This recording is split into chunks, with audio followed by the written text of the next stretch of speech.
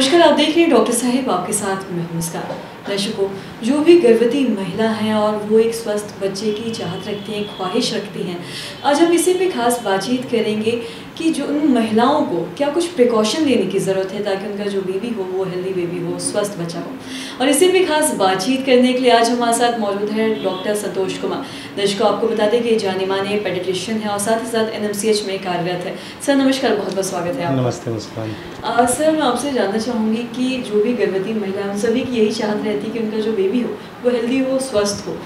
तो मैं आपसे जानना चाहूँगी वो क्या कुछ डाइट रखे या क्या कुछ ऐसे प्रिकॉशन है जो ले जिससे उनका जो बेबी हो वो हेल्दी हो। बिल्कुल, ये आपने मुस्कान बहुत ही इम्पोर्टेंट क्वेश्चन पूछा। ये हमारी सोसाइटी में जो भी बहनें माँ बनने जा रही हैं जैसे, तो यूजुअली जो माँ बनने का जो सही समय होता है, पहले ये हमें देखना चाहिए कि सही समय यूजुअली 21 साल के बाद ही होता है, 21 से 22 साल के बाद। एंड प्रेगनेंसी हमेशा प्लान होना चाहिए, ठीक है। जो आप अगर जा रहे हैं तो प्रेगनेंसी प्लान वे में होना चाहिए। और जब भी आप चाह रहे हैं कि हम प्रेगनेंसी कंसीव करें तो उससे पहले आप अपने गायनेकोलॉजिस्ट से, जो ऑब्स्टेट्रिशियन होते हैं, उनसे डॉक्टर प्रसूति रोग विशेषज्ञ डॉक्टर से मिलें, उनसे सलाह लें। एंड सेकेंड, प्रेगनेंसी से पहले कुछ विटामिन्स होते हैं जो स्टार्ट करना होता है, जैसे फॉलवाइट। उससे क्या होता है कि बच्चों में कुछ बीमारी होती है रीढ़ की हड्डी की, जिसको हम न्यूरल ट्यूब डिफेक्ट कहते हैं, वो उससे आप बच सकते हैं फर्स्ट।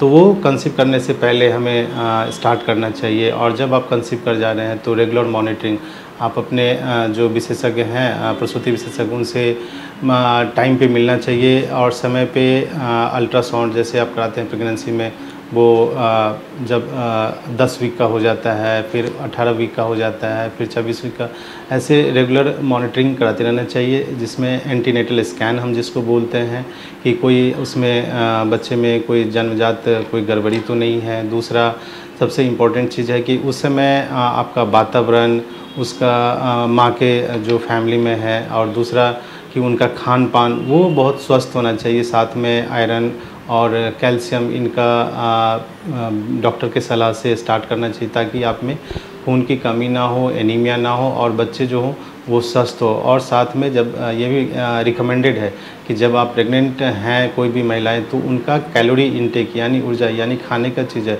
कि वो कम से कम एक बच्चा जितना खाता है, तो आप नॉर्मल जो खाना खा रहे हैं उससे एक बच्चे जितना खाता है वो एक्स्ट्रा लेना है आपको डाइट में, ताकि आप एक बच्चे को, आप स्वस्थ बच्चे को जन्म देने के लिए, उसका भरण पोषण करने के लिए आपको जब तक एक्स्ट्रा कैलोरी डाइट नहीं लेंगे तब तक वो बच्चे स्वस्थ नहीं रहेंगे। इसलिए रेगुलर फॉलोअप एंड साथ में वैक्सीनेशन एंड एक्स्ट्रा डाइट और एक बैलेंस डाइट में जैसे कि फूड का कंपोनेंट होता है ना, protein, carbohydrate, fat, mineral, vitamin, तो ये प्रॉपर बैलेंस डाइट होना चाहिए और माताओं को लेना चाहिए इससे।